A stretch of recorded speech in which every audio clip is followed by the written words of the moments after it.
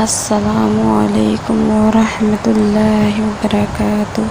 بسم اللہ الرحمن الرحیم۔ تہجد کی فضیلت۔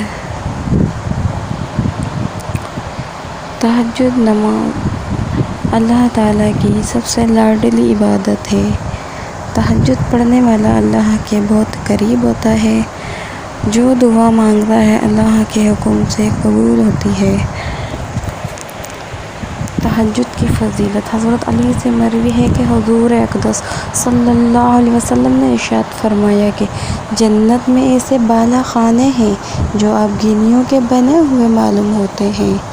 ان کی سب چیزیں باہر سے نظر آتی ہیں۔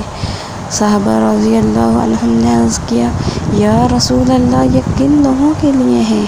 حضور صلی اللہ علیہ وسلم نے فرمایا، جو اچھی طرح سے بات کریں اور غربا کو کھانا کھلائیں اور ہمیشہ روزے رکھیں اور ایسے وقت میں رات کو تہجد پڑھیں جبکہ لوگ سو رہے ہوں۔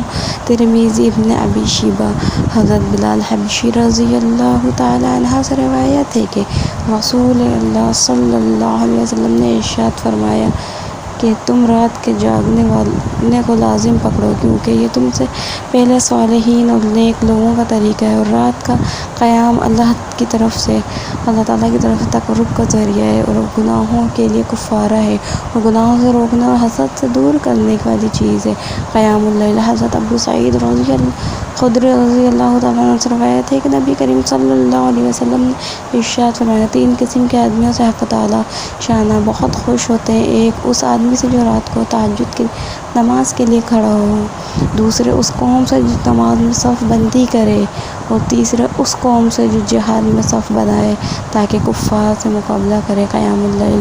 حضرت ابو ہریرہ رضی اللہ تعالیٰ عنہ سے روایت ہے کہ نبی اکرم صلی اللہ علیہ وسلم نے ارشاد فرمایا، رمضان کے روزے کے بعد سب سے زیادہ فضیلت والا روزہ محرم کا ہے، اور فرض نماز کے بعد سب سے زیادہ فضیلت والی نماز رات کے وقت تہجد کی ہے۔ مسلم۔ مشکوٰۃ۔ پرانے وقتوں میں نماز تہجد بڑی کثرت اور اہتمام کے ساتھ پڑھنے کا رواج تھا۔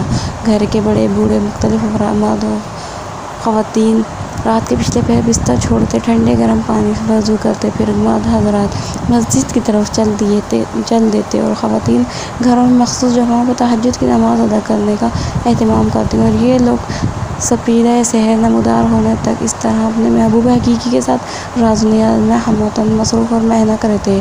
لیکن آج بہت دکھ اور افسوس کے ساتھ یہ کہنا پڑ رہا ہے کہ جب سے نئے ایجادات ٹی وی، وی سی آر، ڈش اور انٹرنیٹ، بالخصوص فیس بک وغیرہ متعارف ہوئے ہیں، تب سے ہم مسلمانوں سے ہمارے قومی اور دینی ورثہ مکمل طرح سے چھٹ گیا ہے۔ اللہ تعالیٰ سے دعا ہے کہ اللہ تعالیٰ ہمیں بالخصوص رمضان المبارک میں تہجد کی نماز پڑھنے کی توفیق عطا فرمائے، مستقل اس پر عمل پیرا فرما دے، آمین۔ بجا نبی صلی اللہ